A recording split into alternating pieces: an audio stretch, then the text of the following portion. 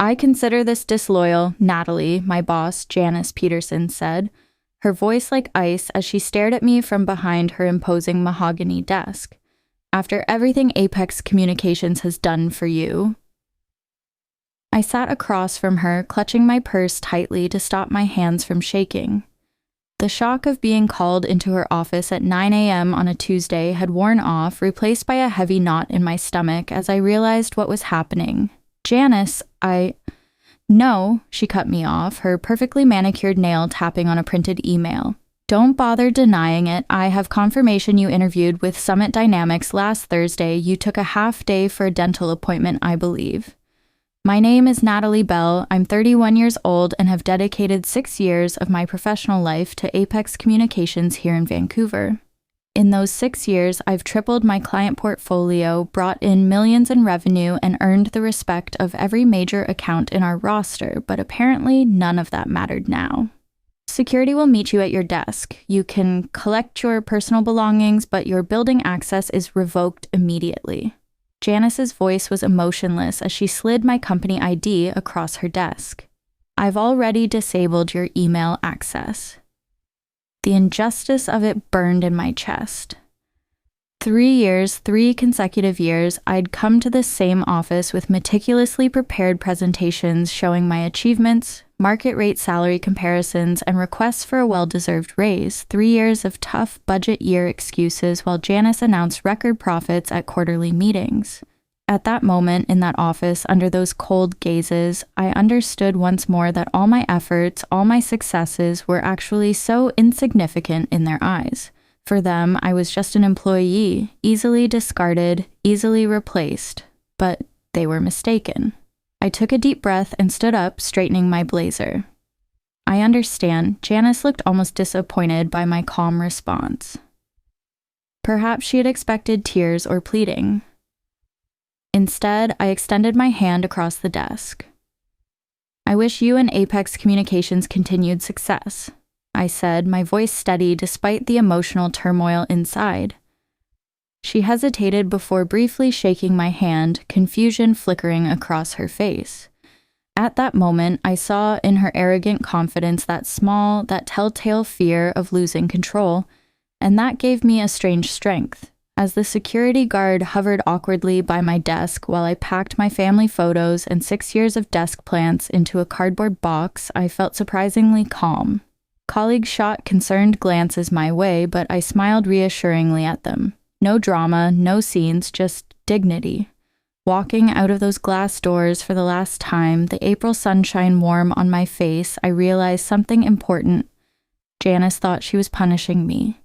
She couldn't have been more wrong. In fact, she was giving me the greatest gift of my life. As I placed the box in my car trunk, my phone buzzed with a message from Kevin Miller, CEO of Summit Dynamics. Can we move our final discussion to today, 2 p.m.? I smiled. Janice had no idea what was coming. Her small, selfish game was about to become the starting point of a brand new world for me. It's funny how 6 years of your life can fit into a single cardboard box.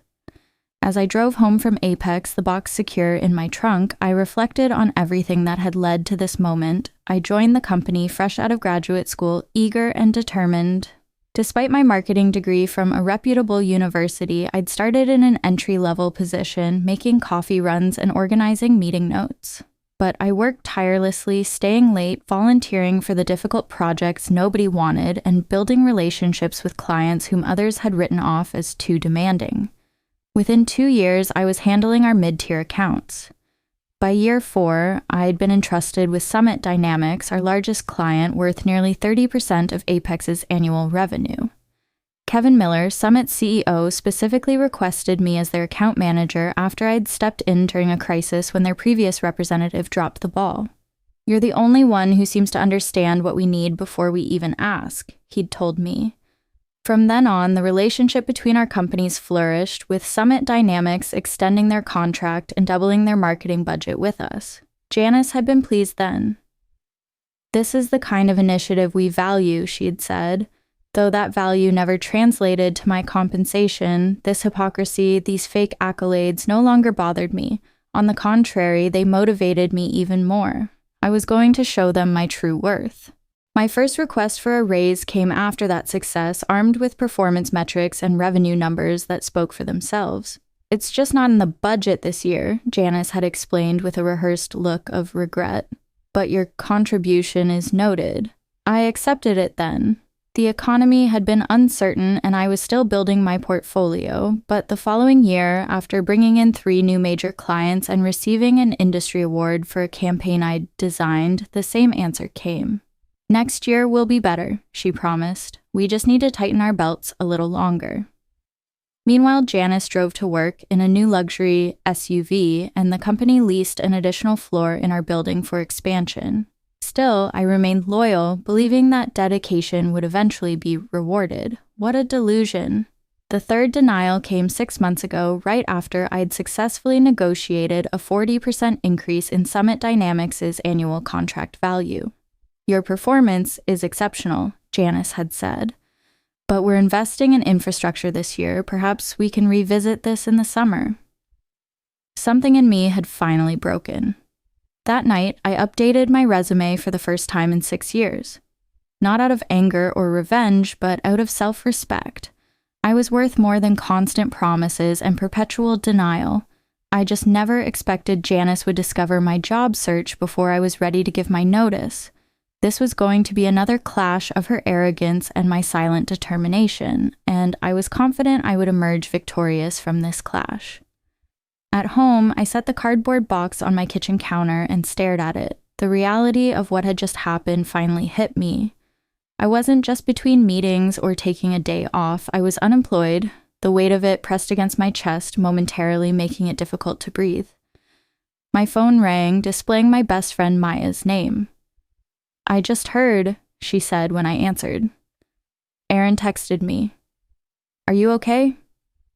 Aaron was Apex's IT specialist and Maya's boyfriend. News traveled fast. I'm processing, I replied honestly, sinking onto a kitchen stool.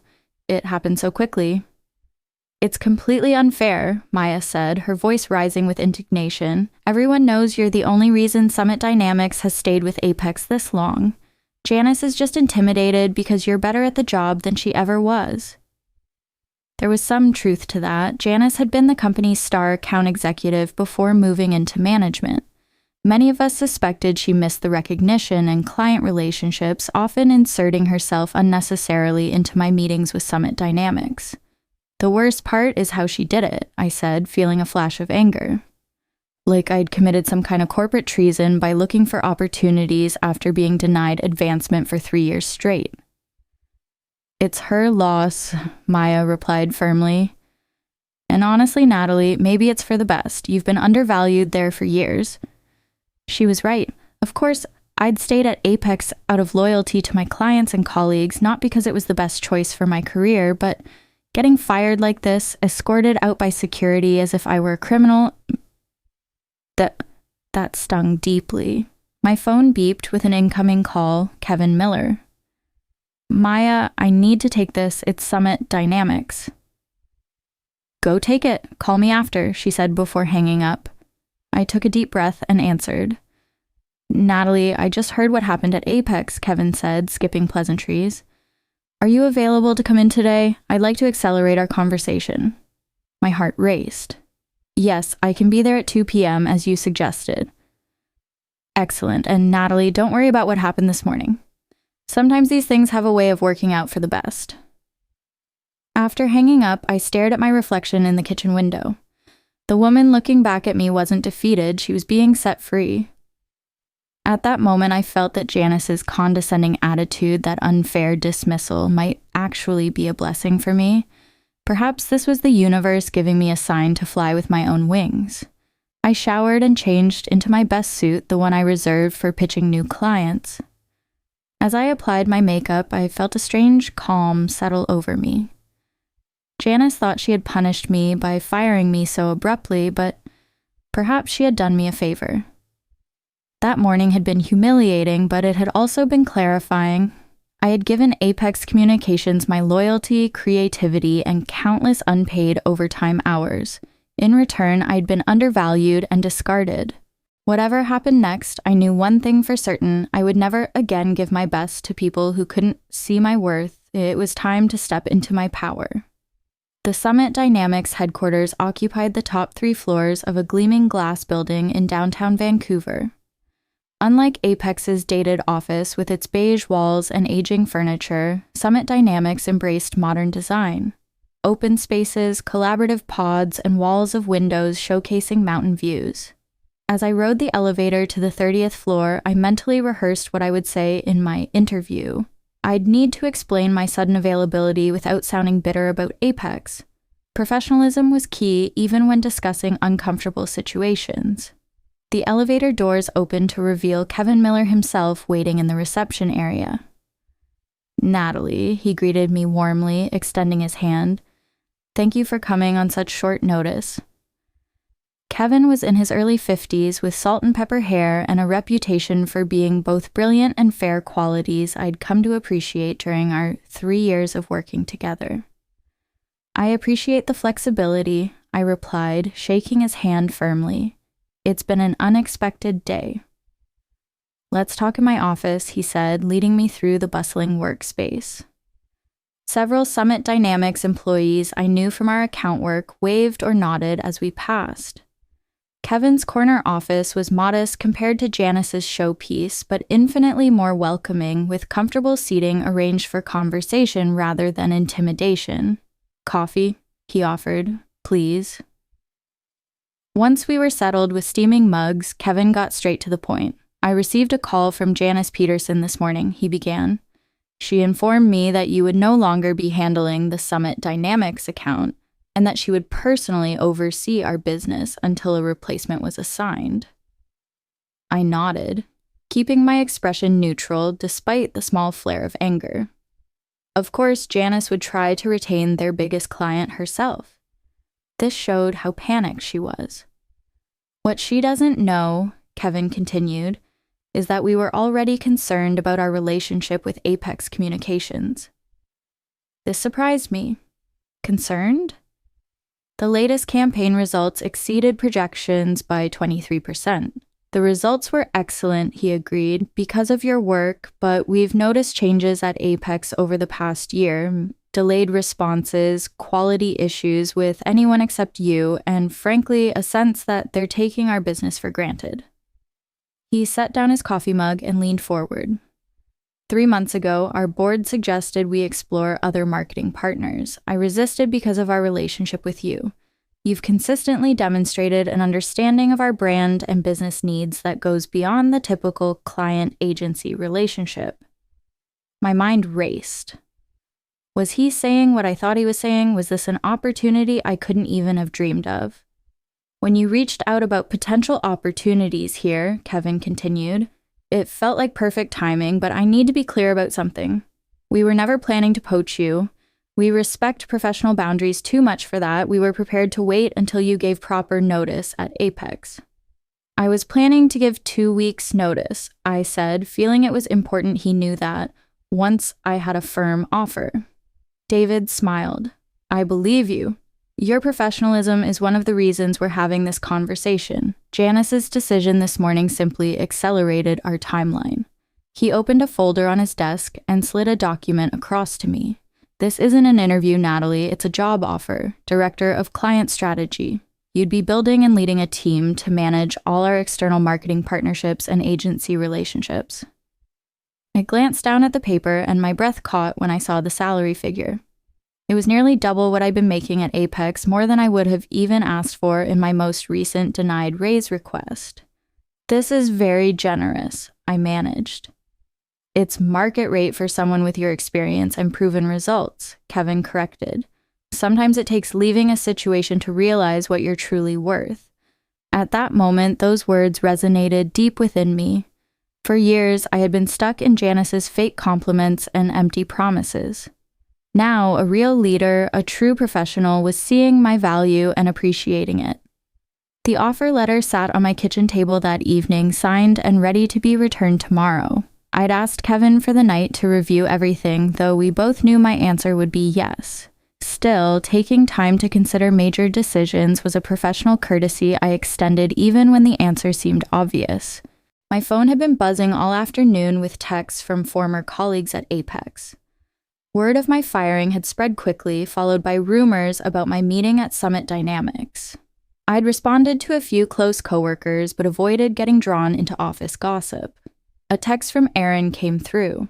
Janice called an emergency meeting after you left, told everyone you were terminated for breach of company loyalty, and that we should all remember that Apex rewards loyalty above all. The irony wasn't lost on anybody.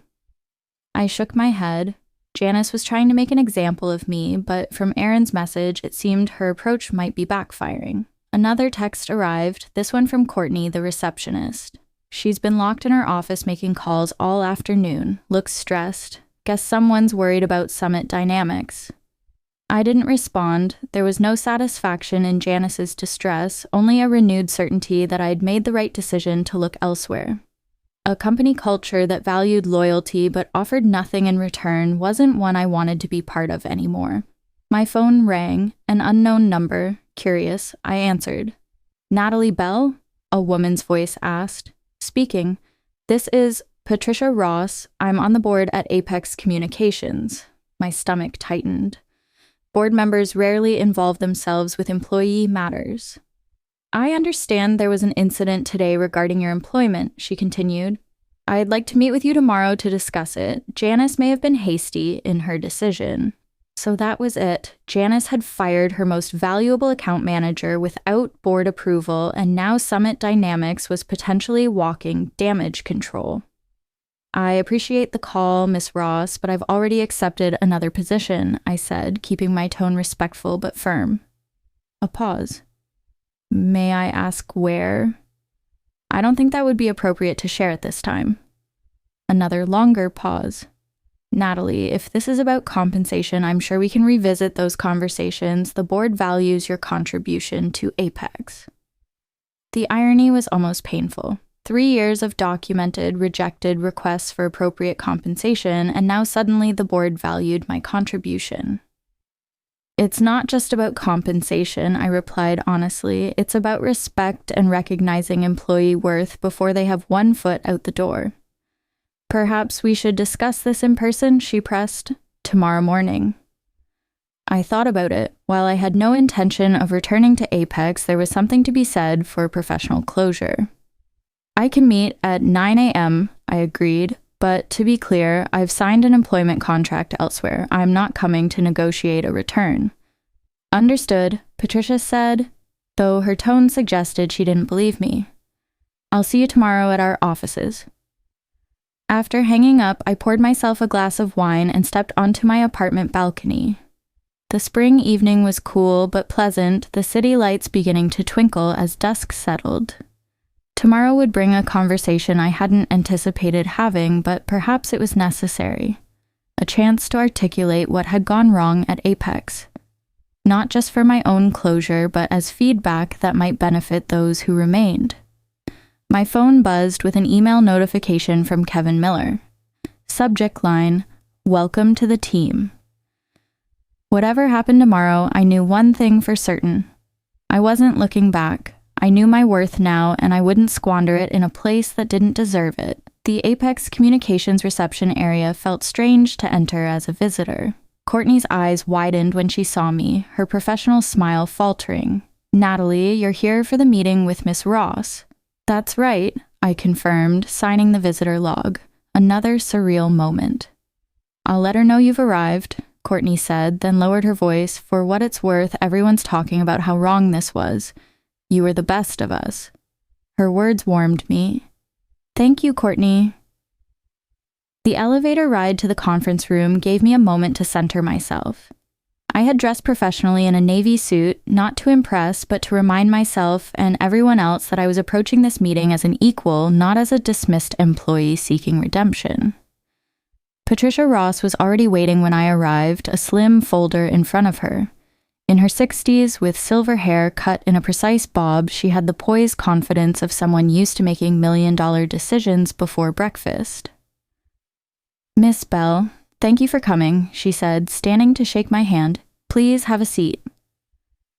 I had expected Janice to join us, but as Patricia closed the door, it became clear this would be a private conversation. "I've reviewed your personnel file," Patricia began, opening the folder. 6 years of excellent performance reviews, consistent growth in your account portfolio, and 3 formal requests for salary adjustment, all denied. She looked up at me. I was not aware of this pattern.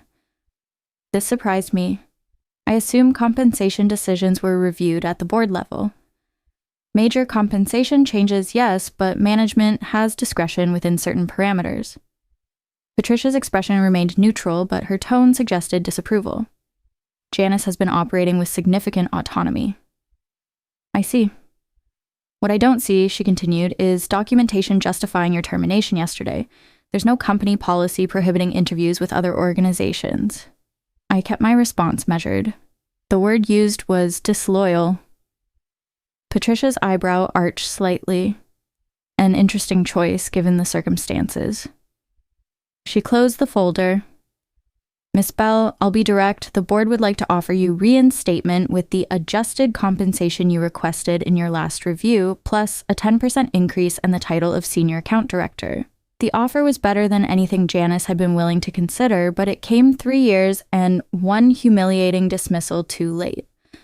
"That's a generous offer," I acknowledged, "but as I mentioned on the phone, I've already accepted a position elsewhere." "At Summit Dynamics," Patricia stated, not asking. I didn't confirm or deny, maintaining professional boundaries. "My new role begins Monday." Patricia studied me for a moment. "Janice is concerned Summit Dynamics may reconsider their relationship with Apex Point given your departure." And there it was, the real reason for this meeting. Not concern for how I'd been treated, but fear of losing a major client. "That would be a question for Summit Dynamics," I replied carefully. "Indeed." Patricia nodded, seeming to appreciate my discretion. "One last question, if I may. What could Apex Communications have done differently to retain you?" The question was unexpected but welcome. I took a moment to consider my response.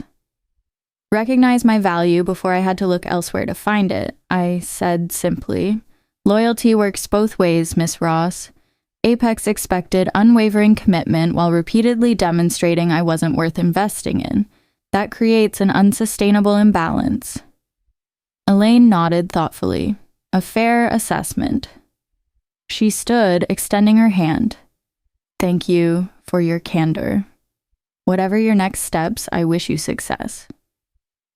Walking out of Apex Communications for the second and final time, I felt lighter than I had in years. This meeting hadn't been about giving me a second chance. It had been about giving me a chance to reclaim my narrative, to leave on my terms with my dignity and professional reputation intact. I'd been granted an unexpected gift: closure. Monday morning arrived with a mixture of excitement and nervousness. My new position at Summit Dynamics officially began today, and with it, a fresh chapter in my professional life. I arrived early, eager to settle into my new office, a real office with a door and windows, not the cramped cubicle I'd occupied at Apex despite my senior role. Kevin had arranged for everything to be ready, including a welcome basket and technology setup. At 9 a.m., he stopped by to introduce me to my new team, 5 talented marketing specialists who would be working under my direction to manage Summit Dynamics' various agency relationships. The irony wasn't lost on me. I'd gone from managing a single account to overseeing all marketing partnerships, including whoever would now handle the Apex Communications relationship. "Team, this is Natalie Bell, our new Director of Client Strategy," Kevin announced. "Many of you already know her from her exceptional work at Apex Communications. We're fortunate to have her expertise in-house now." After introductions and a brief team meeting to outline priorities, Kevin asked me to join him in the conference room.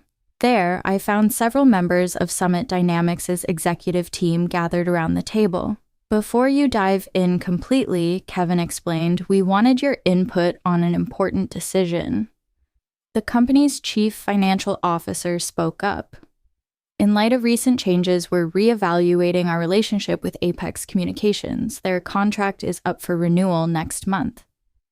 "We value your perspective," added the chief marketing officer. You understand our needs and have first-hand knowledge of Apex's capabilities. I could have easily recommended terminating the relationship. A swift, satisfying revenge against Janice. The opportunity to deal a significant financial blow to Apex was right in front of me. No one would question it. Business relationships ended all the time, but that wasn't who I was. Revenge might feel good momentarily, but professionalism would serve me better in the long run. I think we should evaluate Apex Communications on the same criteria as any other potential partner, I said carefully. Their work has been strong, but consistency and account management will be critical factors to consider moving forward. The email was sent at 11 a.m. on Wednesday, precisely 1 week after Janice had fired me from Apex Communications. I hadn't orchestrated the timing, it was simply when Summit Dynamics' executive team finalized their decision after reviewing proposals from 3 competing agencies. Kevin had given me the courtesy of seeing the email before it went out, though I had recused myself from the final decision to avoid any appearance of bias or impropriety. The message was professional and direct. After careful consideration of our marketing needs moving forward, Summit Dynamics has decided to transition our account to Meridian Creative, effective immediately. This decision reflects our evolving brand strategy and digital requirements. Natalie Bell, our new Director of Client Strategy, will oversee the transition and serve as your point of contact. We appreciate our past partnership with Apex Communications and request all materials be transferred by end of business Friday. I imagine Janice's reaction upon receiving the news, the shock, then the dawning realization of what had happened. Not only had she lost me, but now she had lost Summit Dynamics, a client representing nearly 30% of Apex's annual revenue, and I would be the one managing the transition. The perfect professional revenge had fallen into my lap without my having to orchestrate it. I hadn't needed to badmouth Apex or sabotage the relationship. The company's own shortcomings, highlighted by my departure, had done that for me. That afternoon, I received a LinkedIn request from Courtney, Apex's receptionist, followed by a private message. The office is chaos. Janice has been in emergency meetings all day. 3 other account managers have updated their resumes. Karma works fast. I didn't reply immediately. There was no need to gloat or insert myself into Apex's internal affairs. Instead, I focused on building my new team and establishing our processes. Success, after all, was the best revenge. Later, however, I did accept Courtney's connection request with a simple message. Thank you for your kindness during my time at Apex, wishing you all the best. Taking the high road felt surprisingly good. My new position at Summit Dynamics brought challenges and opportunities I would never have experienced had I remained at Apex waiting for recognition that might never come. Sometimes the best revenge isn't something you actively pursue. It's the natural consequence of valuing yourself when others don't. Looking back on that journey a year later, I realized that Janice had inadvertently given me a precious gift, the push I needed to find my true worth. In not seeking revenge, I had found something far more valuable, self-respect and the courage to claim the success I deserved.